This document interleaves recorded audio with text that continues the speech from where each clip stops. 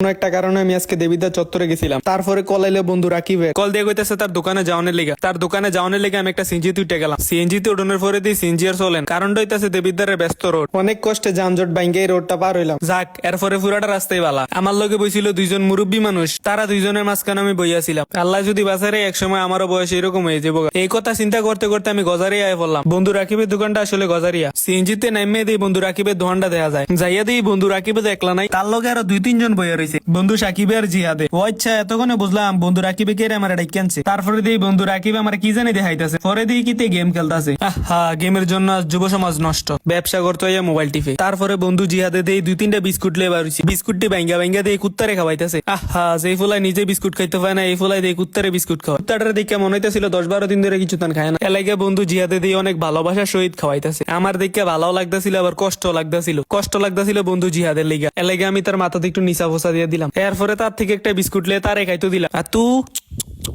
পরে আবার দিতে বিস্কুটটা মাত্র টান দিয়ে না কুত্তাটারে দিয়ে দিছে। কুত্তারে বিস্কুট খাওয়ানো যায়, সেবার আমরা বাড়িতে যাইতে হইব। তারপরে একটা ছোট ভাইয়ের সিঞ্জিতে আমরা রওনা দিলাম বাড়ির উদ্দেশ্যে। বাড়িতে যাইতে যাইতে দিয়ে আকাশটা কালো হয়ে গেছে। এরপরে দিয়ে টিপ টিপ ফোটা পড়তেছে। এখন বেশি বৃষ্টি নামার আগে আমরা বাড়িতে যাইতে হইব। আগে দুই পাশে ছিল 2 জন মুরব্বী, আর এখন বয়ে রয়েছে 2টা নলা। অন্যদিন সাকিবে ক্যামেরার সামনে মজা টজা করে, কিন্তু আজকে কোনো মজা করতেছেন। কারণটা হইতাছে আজকে 10 তারিখ। তো সবাই বুঝে নেবেন আজকে কি। সো আজকে লেগে এ পর্যন্তই। সবাই ভালো থাকবেন, সুস্থ থাকবেন, টেক কেয়ার, আল্লাহ হাফেজ।